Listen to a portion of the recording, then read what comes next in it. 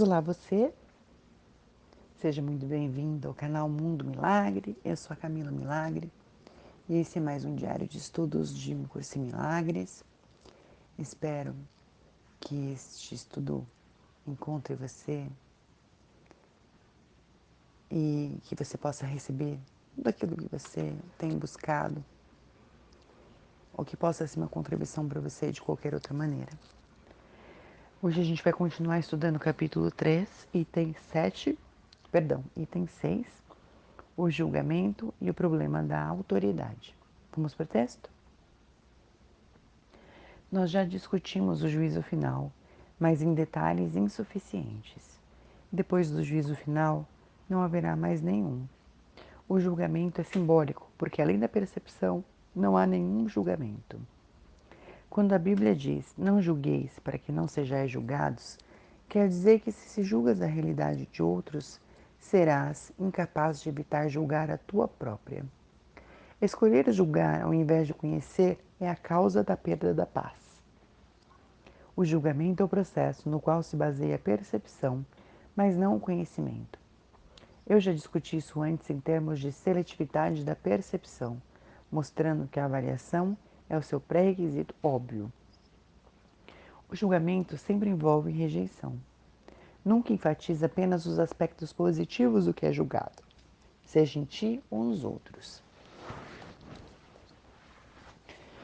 O que foi percebido e rejeitado, ou julgado e considerado insuficiente, permanece na tua mente porque foi percebido.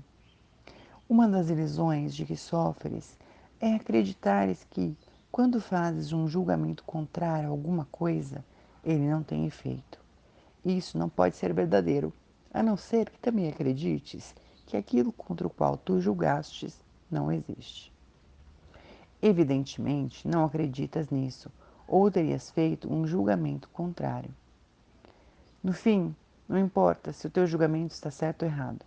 De qualquer forma, estás colocando a tua crença no irreal.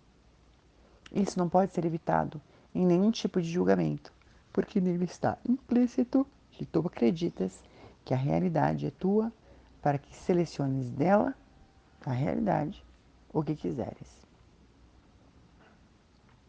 Tu não tens ideia da tremenda liberação e da profunda paz que vem de te encontrares contigo mesmo e com teus irmãos totalmente sem julgamento. Tu não tens ideia da tremenda liberação e da profunda paz que vem de te encontrares contigo mesmo e com teus irmãos totalmente sem julgamento.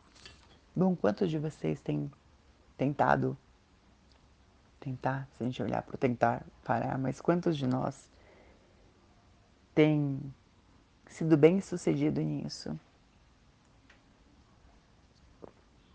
Quantos de nós têm tido essa liberação profunda? E essa paz profunda, sem julgamento? Esse é um questionamento. E como a gente identifica que está julgando? Como a gente pode fazer isso mais rapidamente, né? Voltando para o texto. Quando reconheceres o que és e o que são os teus irmãos, compreenderás que qualquer forma de julgá-los é sem significado. De fato, o seu significado está perdido para ti, precisamente porque os está julgando. Toda incerteza vem de acreditares que tu estás sob a coerção do julgamento. Não precisas do julgamento para organizar a tua vida, e certamente não precisas dele, para organizar a ti mesmo. Na presença do conhecimento, todo julgamento é automaticamente suspenso. E esse é o processo que permite que o reconhecimento substitua a percepção. Opa, estamos mudando a palavra aqui. Na presença do conhecimento, todo julgamento é automaticamente suspenso. E esse processo que permite que o reconhecimento substitua a percepção. É uma linha muito tênue, né? Muito suave nessa energia da percepção e do reconhecimento. Como é que fica isso para vocês? Eu achei muito interessante. Percepção versus reconhecimento. E na presença do conhecimento, todo julgamento é automaticamente suspenso. Esse é o processo que permite que o reconhecimento substitua a percepção. Uau! Voltando ao texto. Tu estás muito amedrontado com todas as coisas que tens percebido, mas tens te recusado a aceitar. Acreditas que por teres te recusado a aceitá-las, perdeste o controle sobre elas. É por essa razão que às vezes em pesadelos ou em disfarces agradáveis naqueles que parecem ser os teus sonhos mais felizes. Nada do que te recusaste a aceitar pode ser trazido à consciência. Não é perigoso em si, mas tens feito com que pareça perigoso para ti. Outra frase, destaque para mim aqui. Nada do que te recusaste a aceitar pode ser trazido à consciência. Quando te sentes cansado, é porque julgaste a ti mesmo, como se fosse capaz de estar cansado. Quando ris de alguém, é porque julgaste esse alguém indigno. Quando ris de ti mesmo, necessariamente ris dos outros, nem que seja apenas porque não podes tolerar a ideia de ser mais indigno do que eles. Tudo isso te faz sentir-te cansado, porque é essencialmente desanimador. Tu não és realmente capaz de estar cansado, mas é muito capaz de exaurir a ti mesmo. A tensão do julgamento constante é praticamente intolerável. É curioso que uma capacidade tão debilitante tenha vindo a ser tão profundamente apreciada. No entanto, se desejas ser o autor da realidade, vais insistir em te apegar ao julgamento. Olha que isso, que energia para a gente observar e mergulhar nisso. Então, se eu desejo ser o autor da realidade, eu vou insistir em me apegar ao julgamento? Se eu desejo ser autor da realidade, eu vou insistir em me apegar em julgamento? O que isso quer dizer para nós? E o texto continua. Tu também vais considerar o julgamento com medo, acreditando que um dia será usado contra ti. Essa crença só pode existir na medida em que acreditas na eficácia do julgamento como uma arma de defesa da tua própria autoridade. Deus oferece só misericórdia. As tuas palavras só deveriam refletir misericórdia, porque isso é o que tens recebido e isso é o que deverias dar. A justiça é um recurso temporário ou uma tentativa de ensinar-te o significado da misericórdia. Só é julgadora porque tu és capaz de injustiça. Eu tenho falado de diferentes sintomas e nesse nível a variação quase sem fim. Contudo, só há uma única causa para todos: o problema da autoridade. Essa é a raiz de todo o mal. Cada sintoma que o ego faz envolve uma contradição em termos, porque a mente está dividida entre o ego e o Espírito Santo, de forma que qualquer coisa que o ego faça é incompleta e contraditória. Essa posição insustentável é o resultado do problema da autoridade, que, por aceitar o único pensamento inconcebível como sua premissa, só pode produzir ideias que são inconcebíveis. Nem sei se é próprio juntar essas partes, né? Ou se deixá-las espalhadas aqui. O resultado do problema da autoridade é que, por aceitar o único pensamento concebível como sua premissa, só pode produzir ideias que são inconcebíveis. O tema da autoridade é realmente uma questão de autoria. Quando tens um problema de autoridade, é sempre porque acreditas que és o autor de ti mesmo e projetas tua delusão nos outros. Assim percebes a situação como se os outros estivessem literalmente lutando contigo pela tua autoria. Esse é o erro fundamental de todos aqueles que acreditam que usurparam o poder de Deus. Essa crença é muito assustadora para eles, mas dificilmente abala Deus. Ele está todavia ansioso por desfazê-la, não para punir suas crianças, mas somente porque sabe que ela faz com que sejam infelizes. Às criações de Deus é dada sua verdadeira autoria, mas tu preferes ser anônimo quando escolhes separar-te do teu autor.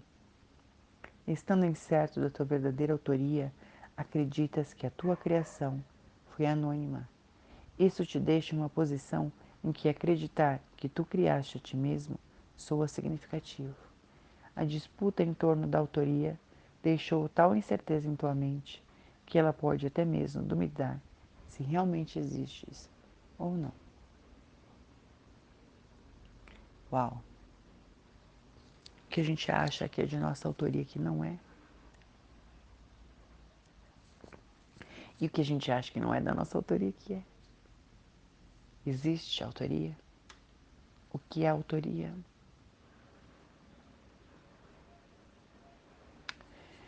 Somente aqueles que entregaram todo o desejo de rejeitar podem saber que a rejeição de si próprios é impossível. Tu não usurpaste o poder de Deus, mas o perdeste. Afortunadamente, perder alguma coisa não significa que ela se foi. Simplesmente significa que tu não te lembras de onde ela está. A sua existência não depende da tua capacidade de identificá-la, nem mesmo de localizá-la. É possível olhar a realidade sem julgamento e meramente conhecer que ela existe. A paz é uma herança natural do espírito. Cada um é livre para se recusar e aceitar a própria herança, mas não é livre para estabelecer o que é a sua herança. O problema que todos não podem deixar de decidir é a questão fundamental da autoria.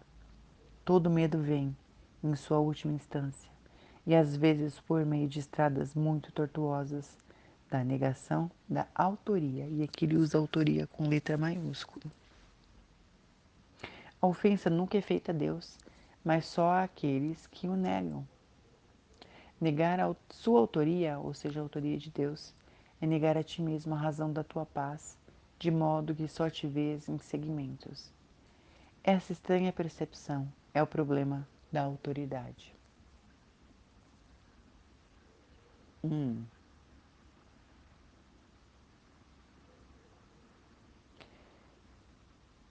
Estou recebendo essa energia em ondas no meu corpo. Não sei como vocês percebem aí no corpo de vocês. Será que o que a gente está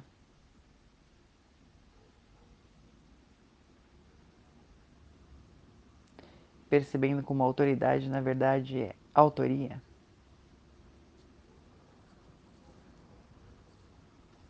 Em os lugares que a gente confunde a autoria com a autoridade. E de quem é essa autoria?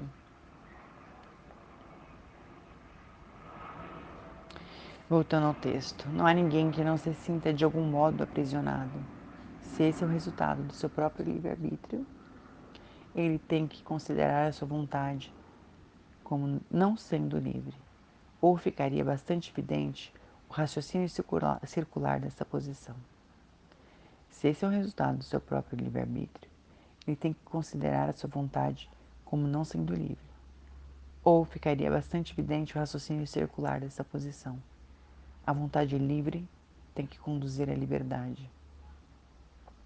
O julgamento sempre aprisiona, porque separa segmentos da realidade pelas escadas instáveis do desejo. Desejos não são fatos. Desejar é inferir que o exercício da vontade não é suficiente. No entanto, ninguém em sua mente certa acredita que o que é desejado é tão real quanto aquilo que a vontade determina. Em vez de buscar, pois, em primeiro lugar o reino do céu, dize: seja vossa vontade em primeiro lugar o reino do céu. E tu terás dito: eu conheço o que sou e aceito a minha própria herança.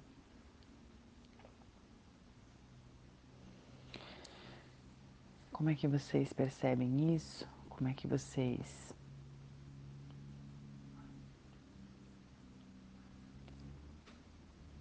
se colocam frente a essas palavras? Se são leves ou pesadas para você? Que parte é leve e fácil de receber? Que parte é desafiadora e, e deixa você com uma sensação de o que é que eu estou fazendo? Afinal, o que é que eu estou fazendo? Isso me dá vontade de continuar um pouco mais, embora eu perceba que vai ficar um pouco mais longo, mas é a finalização do capítulo 13 e eu estou com a sensação de que eu vou seguir em frente. Então vamos lá. Item 7. Criar versus autoimagem. Cada sistema de pensamento tem que ter um ponto de partida. Começa com um ato de fazer ou de criar. Uma diferença é que nós já discutimos. A semelhança entre eles está no seu poder como fundamentos. A sua diferença está no que se baseia neles. Ambos são pedras angulares para os sistemas de crença pelos quais se vive. Fazer ou criar? E, igualmente entre eles está o poder, como um fundamento. A diferença entre eles é no que eles se baseiam. E ambos são fundamentais para os sistemas de crença pelos quais vivemos. Voltando ao texto, é um equívoco acreditar que um sistema de pensamento baseado em mentiras é fraco. Nada que tenha sido feito por uma criança de Deus deixa de ter poder. É essencial reconhecer isso, porque de outra forma não serás capaz de escapar da prisão que tu mesmo fizeste. Tu não podes resolver o problema da autoridade depreciando o poder da tua mente. Fazê-lo enganar-te, e isso te ferirá porque realmente compreendes a força da mente. Também reconheces que não pode enfraquecê-la, nem mais nem menos do que podes enfraquecer a Deus. O diabo, entre aspas, é um conceito assustador, porque ele parece ser extremamente poderoso e extremamente ativo. Ele é percebido como uma força em combate contra Deus, guerreando com ele pela posse das suas criações. O diabo engana com mentiras e constrói reinos nos quais tudo está em direta oposição a Deus. No entanto, atrai os homens em vez de causar-lhes aversão, e eles estão dispostos a vender-lhe, entre aspas, as suas almas em troca de dádivas sem valor real. Isso absolutamente não faz nenhum sentido. Já discutimos a queda ou a separação anteriormente, mas o significado disso tem que ser compreendido de forma clara. A separação é um sistema de pensamento bastante real no tempo, embora não na eternidade. Todas as crenças são reais para aquele que acredita. O futuro de apenas uma árvore foi proibido no jardim simbólico. O fruto, perdão, vou voltar aqui. O fruto de apenas uma árvore foi proibido, entre aspas, no jardim simbólico. Mas Deus não poderia tê-lo proibido, ou não teria sido comido. Se Deus conhece suas crianças, e eu te asseguro que Ele as conhece, teria posto em uma posição na qual a sua própria destruição seria possível? A árvore proibida, entre aspas, foi chamada de árvore do conhecimento. No entanto, Deus criou o conhecimento e deu livremente suas criações. O simbolismo aqui tem recebido muitas interpretações, mas pode ter certeza de que qualquer interpretação que veja Deus ou suas criações como se fossem capazes de destruir seu próprio propósito, o propósito de Deus, é um erro. Comer do fruto da árvore do conhecimento é uma expressão simbólica para a usurpação da capacidade de se autocriar. Esse é o único sentido no qual os deuses e as suas criações não são co-criadores. Comer do fruto da árvore do conhecimento é uma expressão simbólica para a usurpação da capacidade de se autocriar. Esse é o único sentido no qual Deus e suas criações não são co-criadoras. A crença em que o que seja está implícita no autoconceito ou na tendência do ser de fazer uma imagem de si mesmo. Imagens são percebidas, não conhecidas. O conhecimento não pode enganar, mas a percepção sim. Tu podes te perceber como se estivesse criando a ti mesmo, porém não podes fazer mais do que acreditar nisso. Não podes fazer com que isso seja verdadeiro. E como eu disse antes, quando finalmente percebes corretamente, só podes contentar em não poder. Até então, todavia, a crença em que podes é a pedra fundamental do teu sistema de pensamento, e todas as tuas defesas são usadas para atacar as ideias que possam trazê-la à luz. Tu ainda acreditas que é uma imagem da tua própria feitura. Tua mente está dividida em relação ao Espírito Santo nesse ponto, e não há nenhuma resolução enquanto tu acreditas na única coisa que é literalmente inconcebível. É por essa razão que não podes criar e estás com muito medo em relação ao que fazes. A mente pode fazer com que a crença na separação seja muito real e muito amedrontadora, e essa crença é o diabo, entre aspas. É poderosa, ativa, destrutiva e está em clara oposição a Deus, porque literalmente nega a sua paternidade, a paternidade de Deus. Olha para a tua vida e vê o que o diabo tem feito. Mas reconhece que esse feito certamente será dissolvido à luz da verdade, porque o seu fundamento é uma mentira. A tua criação por Deus é o único fundamento que não pode ser abalado, porque a luz está nele. O teu ponto de partida é a verdade, e tens que retornar ao teu começo. Aqui é um começo em letra maiúscula. A tua criação por Deus é o único fundamento, o teu ponto de partida é a verdade, e tens que retornar ao teu começo. Muito já foi visto desde então, mas nada tem realmente acontecido. O teu ser ainda está em paz, muito embora tua mente esteja em conflito. Tu ainda não voltaste atrás o suficiente, e é por isso que ficas tão amedrontado. À medida que te aproximas do começo, sentes o medo da destruição do teu sistema de pensamento sobre ti, como se fosse o medo da morte. Não existe morte, mas existe uma crença na morte. O ramo que não der fruto será cortado e secará. Fica contente. A luz brilhará vinda do verdadeiro fundamento da vida, e o teu próprio sistema de pensamento vai erguer-se corrigido. Não podes erguer-se de outro modo. Tu, que tens medo da salvação, estás escolhendo a morte. Vida e morte, luz e escuridão, conhecimento e percepção são irreconciliáveis. Acreditar que podem ser reconciliados é acreditar que Deus e seu Filho não podem. Só a unicidade no conhecimento, só a unicidade do conhecimento está livre de conflito. O teu reino não é desse mundo, porque te foi dado de além desse mundo. Apenas nesse mundo, a ideia de um problema de autoridade é significativa. Não se deixa o mundo pela morte, mas sim pela verdade. E a verdade pode ser conhecida por todos aqueles para quem o reino foi criado e pelos quais ele espera. Esse é o final do capítulo 3. E parece que a gente desfez já algumas percepções equivocadas, algumas tentativas de autossabotagem foram destruídas e ao que a gente resiste tanto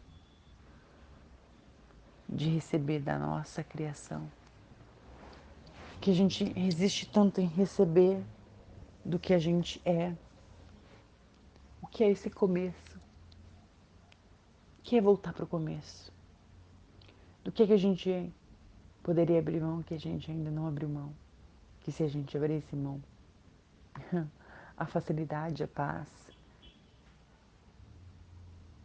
e o amor voltariam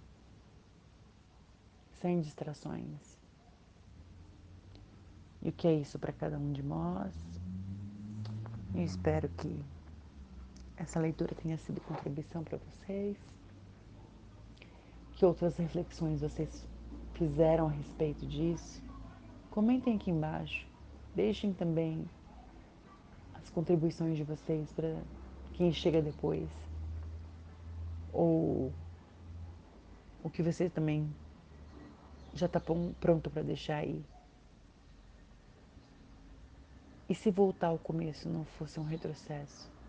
Toda vez que a gente fala de voltar, como se a gente estivesse retrocedendo, se tudo que a gente fez até agora não tivesse valido a pena. Então, do que é que a gente não quer abrir mão? Que se a gente abrisse mão, nos daria esse olhar novo, essa união, essa comunhão nova com tudo, de que a gente se separou, né? Não que a comunhão deixou de estar lá, mas que a gente se separou por uma falsa independência, parece, ou o ego mesmo, ou a tentativa de criar a separação para se diferenciar. O que seria essa diferenciação? Uau! Espero que tenha sido uma contribuição para vocês e deixo o meu abraço na esperança de que vocês recebam disso muito mais do que possam ter imaginado, que nós possamos receber disso muito mais do que a gente tenha concebido, que a gente possa acessar todo o conhecimento que tem nisso, todo o conhecimento da verdade, o reconhecer da verdade, que é a nossa verdade e da qual a gente pode estar separado até agora. Um grande abraço para vocês e até a próxima.